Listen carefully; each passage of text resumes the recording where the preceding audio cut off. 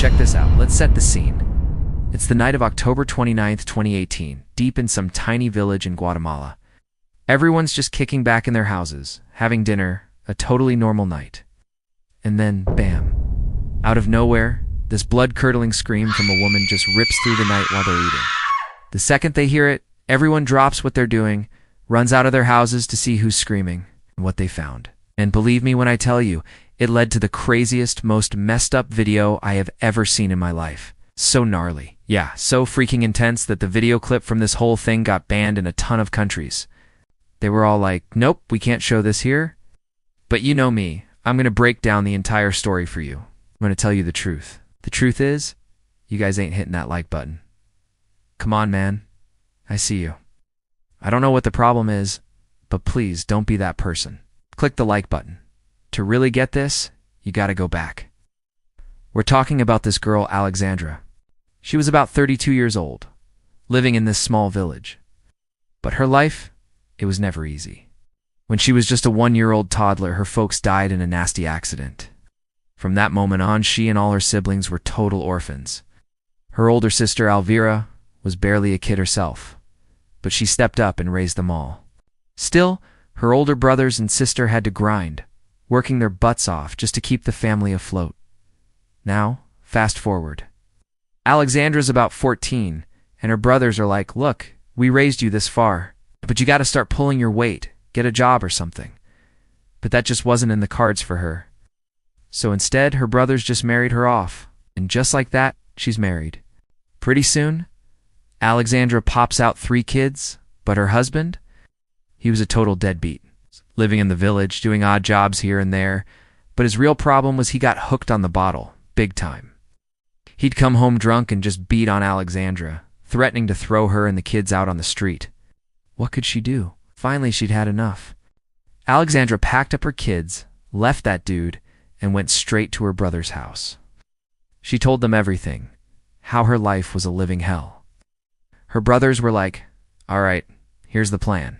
Take the kids, find your own place, and start your own hustle. You gotta make it work somehow.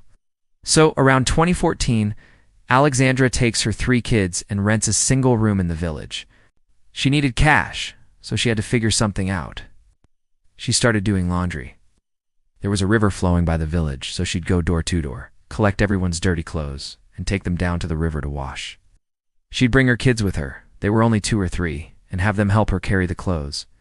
A bunch of other women from the village were down there doing the same thing. It wasn't much, but the poor woman was making a little bit of money. It was enough to keep a roof over their heads and feed her kids. Now, like I said, this village is tiny. We're talking a few thousand people, even today. There wasn't much to do for fun, no real attractions. The old guys would just sit around and shoot the breeze, and the women would just hang out at each other's houses to pass the time. Alexandra didn't really have anywhere else to go, so whenever she had free time, she'd take her kids over to her older sister Elvira's place. And when she'd go there and they'd talk, she realized something. As miserable as she was with her ex-husband, her big sis was even more miserable with hers. Yeah, her sister already had 5 kids and was pregnant again. The problem was, Elvira's husband was abusing her day and night, and the dude didn't even care that she was pregnant. But Elvira was tough. She was dealing with the domestic violence, but she was still focused on her kids and getting ready for the new baby. By now, Alexandra's pushing 30. Her kids are getting bigger. She'd go to her sister's house almost every day, or at least every other day. She was more invested in her sister's life than her own. Her sister was in a bad way, and whenever Elvira's husband laid a hand on her, his own mother would get into a huge fight with him and kick him out of the house. Seeing that gave Alexandra some comfort, like she could relate. That's when her sister gave her an idea. She said, "You should get married again. Can't be alone like this forever. You've been doing this laundry thing for a long time, your kids are growing up, they need a father figure, some support." When Alexandra heard that, she was like, you know what? She's got a point. And that's when she met a 43-year-old guy in the village named Mario too. Man, second they laid eyes on each other, it was instant sparks. They both just knew. Alexandra told him her whole story, how she was divorced from her first husband and raising her kids alone. Mario told her he was divorced too and living by himself. That night, they went their separate ways, but Alexandra's mind was racing. That first sight attraction was something else. She was so happy, thinking maybe, just maybe, she could have a real family again. But here's the thing. There was one massive problem. Alexandra knew absolutely nothing about Mario's history. If she had, believe me, this would be a totally different story, and I wouldn't even be making this video. See, Mario told her he was divorced and his wife took the kids, but he left out the why. He didn't mention the problems in his marriage. And Alexandra, well, she didn't think to ask. When I dug into it, I found out what really happened. Mario's ex-wife. Turns out he used to threaten her daily with a huge-ass knife, a machete. And get this, they had 6 kids together? I don't get it, man. Everyone in this village has like 5 or 6 kids. Whatever their business, I guess. Anyway, Mario would just keep that machete on him, and whenever he saw his wife, he'd just snap and go after her. When she'd ask him, "What the hell's wrong with you?" he'd just say nothing's wrong. "I just don't like looking at you." That poor woman was another victim of the domestic violence that was apparently running rampant in this village. So finally, her family came and got her the hell out of there, taking the kids with them, leaving Mario all alone.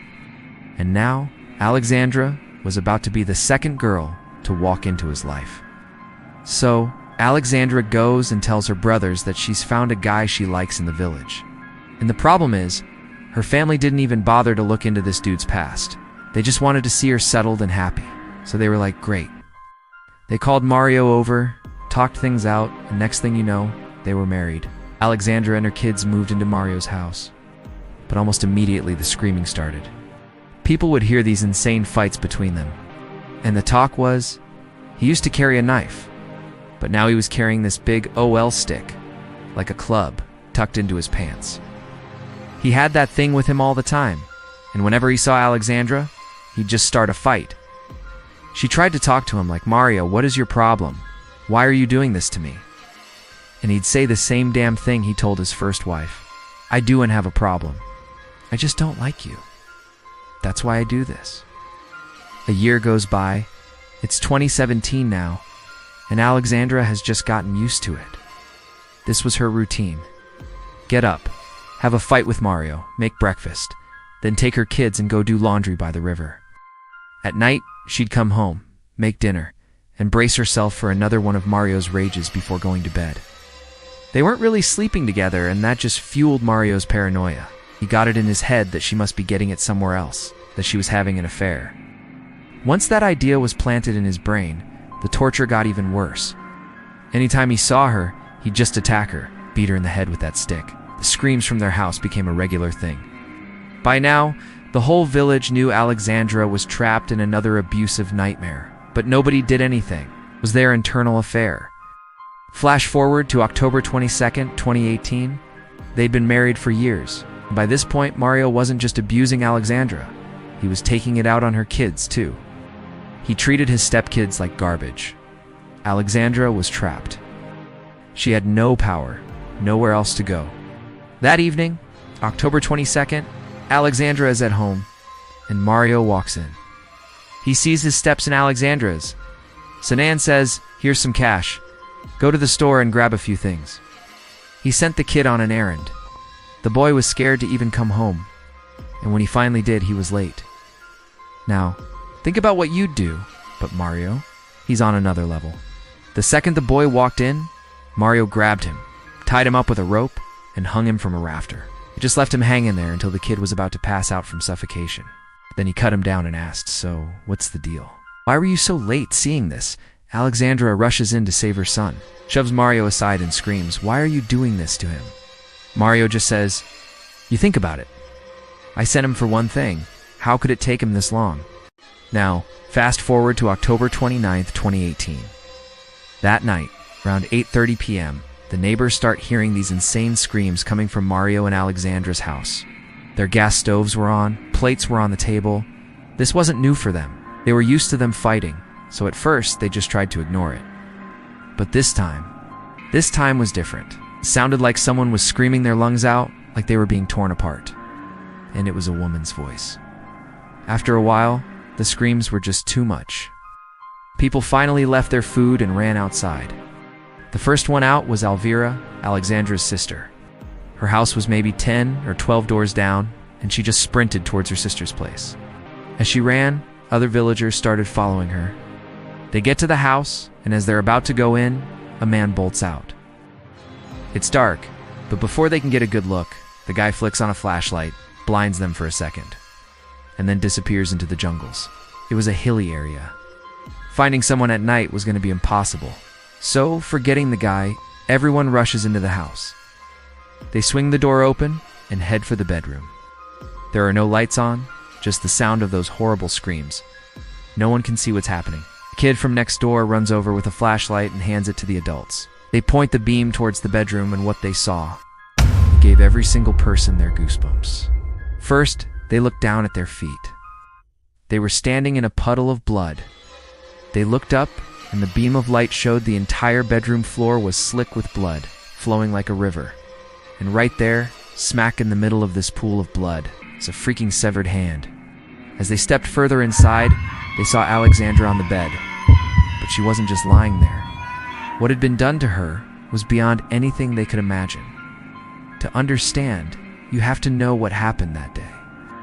On October 28th, Alexandra got up early, made breakfast, got the kids ready, and went to the river to do laundry, just like always. But this time, she had no idea her husband, Mario, was following her, watching her from a distance.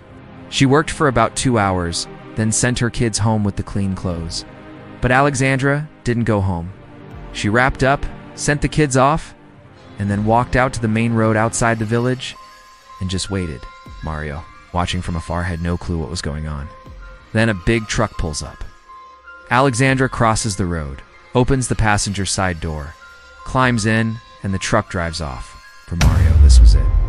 His suspicion that his wife was cheating was now confirmed. He decided then and there he was going to finish this tonight. He went home and waited. That evening, Alexandra came back. The second she walked in, Mario started screaming at her. "Where were you all day? Why are you so late?" She kept telling him she was at her sister's house. If you have a problem, go ask her. But what's that going to do when he saw what he saw with his own 2 eyes? He kept yelling at her, "I saw you. Got into a truck, I saw you." But she just denied it, crying, "I wasn't in any truck. I don't know anyone. I was working, and then I went to my sister's house. Go ask her if you don't believe me." They had a massive fight, and then Mario stormed out. Alexandra, exhausted, ate something and collapsed onto her bed. But around 8:30 p.m., the front door opened again. It was Mario. And this time, he wasn't empty-handed. He had gone to get his weapon of choice, the machete. He'd gone to get that long, heavy blade he used to keep at his other place. He walked back into the house, into the bedroom, and saw Alexandra lying on the bed. Without a word, without a second thought, he started hacking at her face with the machete. He just brought the blade down again and again and again, right into her mouth and nose. The poor girl didn't even have a chance to speak, no idea why this was happening. But Mario didn't stop. This wasn't just a normal, frenzied attack. This was something else. Think about it. He hit her face and mouth with that machete over 30 times. Some of the blows went straight through her brain and down. Others sliced down through her lips. He was carving a triangle into her face. In the middle part, her nose was just gone. Poor Alexandra screamed as loud as she could, but no one was there to help. For 10 solid minutes, Mario just kept hacking away. That's how Alexandra got the name Miss Pac-Man online, because Mario carved up her face to look like that video game character. You can picture it, right? Her face was so mutilated, she was just a screaming mess of flesh. But he wasn't done. Her blood was all over the bed, dripping onto the floor. He grabs one of her arms and just bites and tears at it until it comes clean off at the shoulder. He doesn't stop. Does the same thing to her other arm, biting and ripping until it tore off and fell onto the bed. He knew she was going to die any second. Also knew the neighbors were coming. Just as Elvira and the others were about to enter the house, Mario, covered in blood, grabbed his flashlight, ran out of the bedroom and bolted for the jungle. Back in the bedroom, the villagers are staring at this nightmare. Alexandra is alive, but her face is destroyed. One hand is on the floor. The other is lying next to her on the bed. And think about it, this is 2018 in a remote village. Who has a car? A motorcycle? The nearest hospital was 76 kilometers away. It's almost 50 miles. Even if they could get her there, it would take forever. But here's the sickest part of all. The neighbors, they don't call for help. They don't try to save her. They pull out their phones, turn on the flashlights, and just gourd. The video I saw is about 1.5 minutes long. It shows the severed hand on the bloody floor, and then it pans to Alexandra on the bed, her other arm mangled, her face. Just an open cavity. Can't even tell where her voice is coming from, but she's crying, gurgling. A piece of her face is just hanging off. They watched her.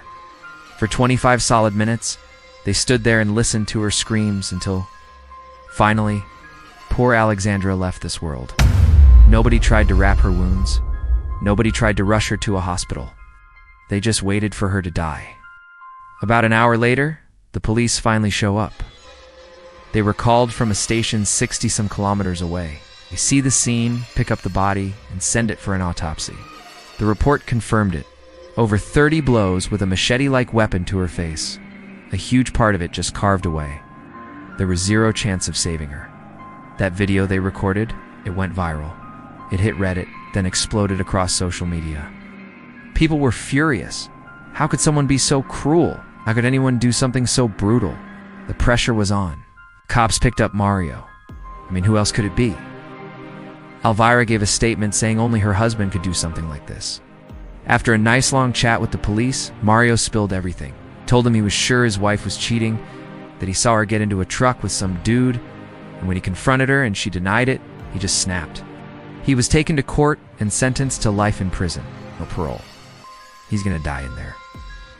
But this whole insane story, you probably missed one thing. When the post-mortem report came out, there was another detail. It said that about 6 to 7 hours before she died, Alexandra had made physical relations with someone. She had sex. It wasn't with Mario, which means Alexandra was having an extramarital affair. So was he right? Was she cheating? And does that even matter? I mean, the dude went full-on monster mode. How sick do you have to be to do that? What do you guys think?